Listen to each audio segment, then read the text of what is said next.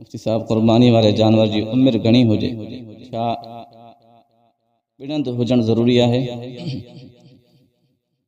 जेके भी जानवर शरीयत में कुर्बानी के हुक्म में अचन था तो शरीयत उन्हनि जे लाइ हिकिड़ी ख़ासि उम्र मुक़रर फरमाई आहे।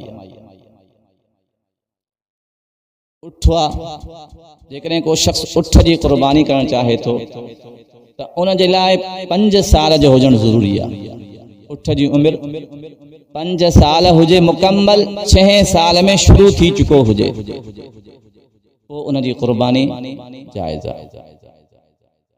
ऐं ॿियो जानवर मेंह आहे, गऊं आहे, ढगो आहे, इन कैटेगरी जा जेके भी जानवर आहिनि उन्हनि जी उम्र कम अज कम 2 साल हुजणु ज़रूरी आहे।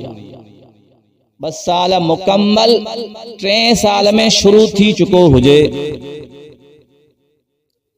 ऐं टियां उहे जानवर जेके बकरी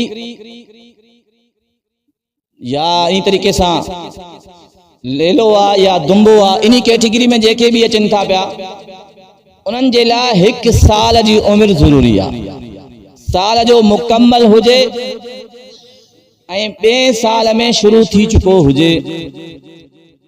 बाक़ी जेको दुंबो आहे इहो जेकॾहिं 6 महीननि जो आहे पर ॾिसण में उहो सेहतमंद आहे, साल वारे जानवर जे बराबरि लॻे थो त उन दुंबे जी कुर्बानी भी जायज़ आहे। इहा उम्र आहे कुर्बानी जे जानवर जे लाइ।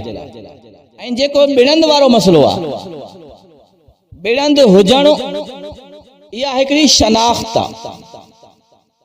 हाणे हिकिड़ो जानवर आहे जेकॾहिं उहो मसलन ढगो आहे, 2 साल जो थी चुको आहे पर उन जा पक्का ॾंद ज़ाहिर न थिया आहिनि, बिड़ंद न थियो आहे त उन जी कुर्बानी जायज़ आहे। कुर्बानी जे लाइ उम्र हुजणु शर्त आहे, बिड़ंद हुजणु शर्त न आहे। बिड़ंद हिकिड़ी निशानी आहे, अलामत आहे। जेकॾहिं पंहिंजे घर जो जानवर ऐं तव्हांखे यकीन आहे त इन जी उम्र मुकम्मल थी चुकी आहे, कुर्बानी वारी बकरी आहे उनखे साल मुकम्मल थी चुको आहे, या रिढा या जेकॾहिं ढगो आहे उनखे 2 साल मुकम्मल थी चुका आहिनि, तव्हांखे यकीन आहे त हाणे तव्हां उनजी कुर्बानी करे सघो था, भलजा उनखे इहे पक्का ॾंद ज़ाहिर न थिया हुजनि। जेकॾहिं तव्हां ॿिए खां जानवर ख़रीद कयो था कंहिं वापारी खां त उते ॾंद ॾिसणु ज़रूरी आहे, छो वापारियुनि में अक्सर धोखो थींदो आहे।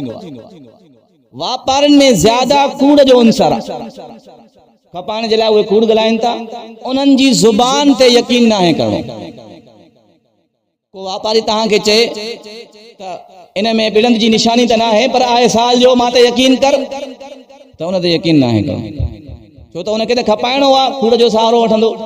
त वापारी खां जॾहिं को जानवर ख़रीद कयो त उन में बिड़ंद जो जेकी निशानी आहे इहा लाज़मी ॾिसो। पंहिंजो जानवर आहे त उन में जेकॾहिं उनजी उम्र मुकम्मल थी चुकी आहे, भलजा बिड़ंद न आहे, तॾहिं बि उनजी कुर्बानी जायज़ आहे।